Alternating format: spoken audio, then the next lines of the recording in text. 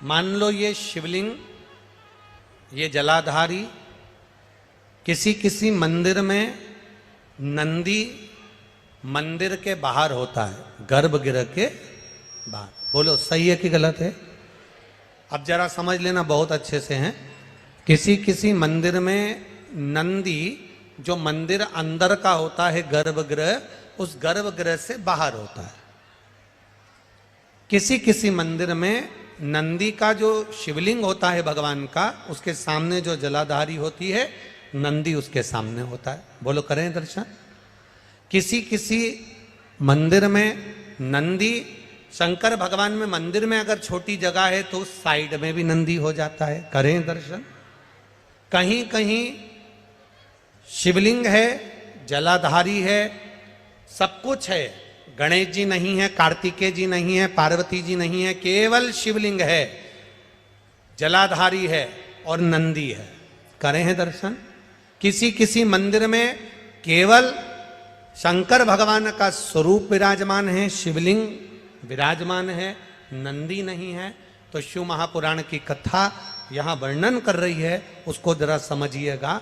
शिव पुराण कहती है, भगवान शंकर का चरित्र कहता है, शिव तत्व कहता है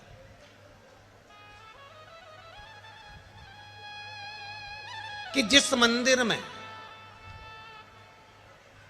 नंदी जहां विराजमान, जिस जगह पर विराजमान है, सामने बैठा हो, गर्भगृह के बाहर बैठा हो, या तिरछे में बैठा हो, या शिवलिंग जिस भाव से विराजमान है, आप अपनी जो आराधना कर रहे हो, आप अपनी जो भाव से पूजन कर रहे हो, आराधना कर रहे हो, सेवा कर रहे हो, उसमें तुम्हारे भीतर ये भेद नहीं आना चाहिए कि इस मंदिर में नंदी तो बाहर है ही नहीं, तो मैं पूजन कैसे करूं। इस मंदिर में तो नंदी सामने बैठा है, तो मैं पूजन कैसे करूं। इस मंदिर में नंदी तिरछा बैठा है, तो मैं इसकी पूजन कैसे करूं। इस मंदिर में तो पार्वती जी नहीं है, गणेश जी नहीं है, षडानंद कार्तिकेय जी नहीं है, तो मैं पूजन कैसे करूं। शिव महापुराण की कथा कहती है, भाव हमारे भीतर नहीं आना।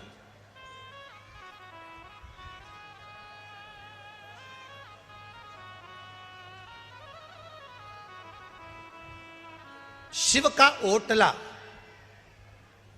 ओटले से मतलब है कि कहीं कहीं वृक्ष के नीचे भगवान शंकर बैठे रहते हैं, तो वहां मंदिर नहीं होता, केवल एक ओटला है, केवल ओटला, और उस पर शिवलिंग रखा हुआ है।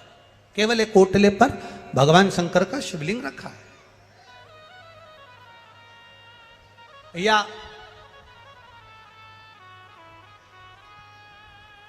मंदिर है, गर्भगृह है, बड़ा चौक नहीं है।